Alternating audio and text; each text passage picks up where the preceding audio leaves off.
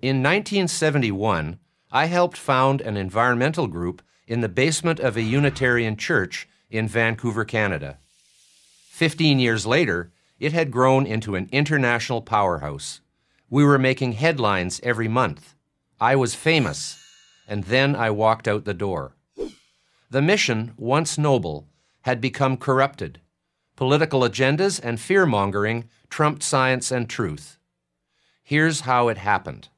When I was studying for my PhD in ecology at the University of British Columbia, I joined a small activist group called the Don't Make a Wave Committee. It was the height of the Cold War.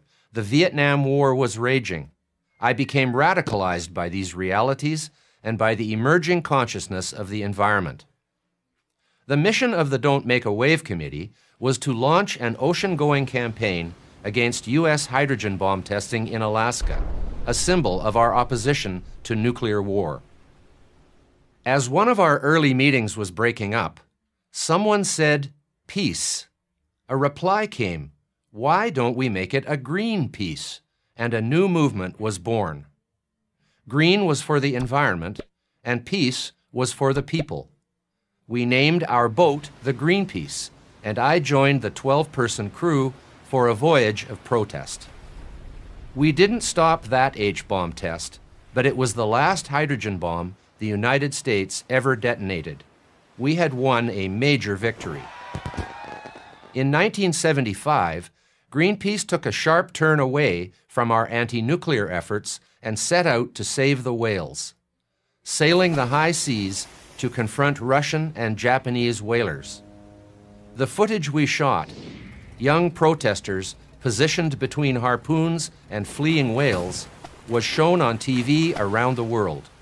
Public donations poured in.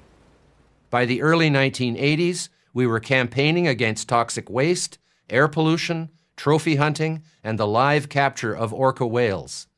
But I began to feel uncomfortable with the course my fellow directors were taking. I found myself the only one of 6 international directors with a formal science background. We were now tackling subjects that involved complex issues of toxicology, chemistry, and human health. You don't need a PhD in marine biology to know it's a good thing to save whales from extinction. But when you're analyzing which chemicals to ban, you need to know some science. And the first lesson of ecology is that we are all interconnected. Humans are part of nature, not separate from it. Many other species, disease agents and their carriers, for example, are our enemies, and we have the moral obligation to protect human beings from these enemies. Biodiversity is not always our friend. I had noticed something else.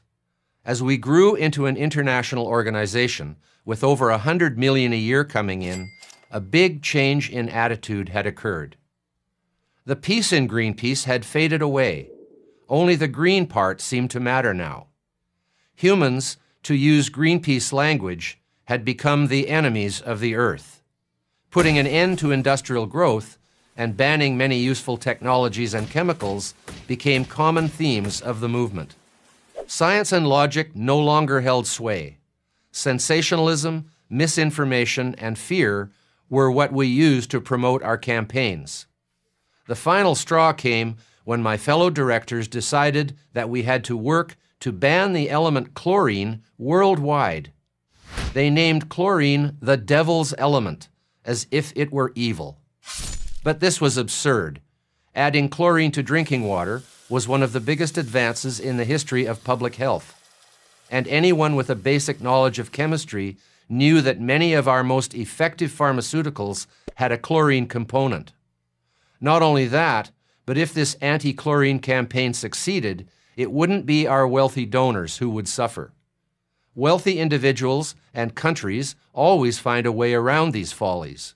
The ones who suffer are those in developing countries, people we're presumably trying to help.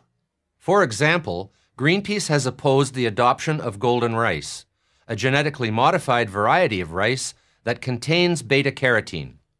Golden rice has the potential to prevent the death of 2 million of the world's poorest children every year. But that doesn't matter to the Greenpeace crowd. GMOs are bad, so golden rice must be bad. Apparently millions of children dying isn't. This kind of rigid, backward thinking is usually attributed to the unenlightened and the anti-scientific. But I've discovered from the inside out that it can infect any organization, even those with names as noble-sounding as Greenpeace. I'm Patrick Moore for Prager University. Join Prager University. Click here to subscribe to our YouTube channel.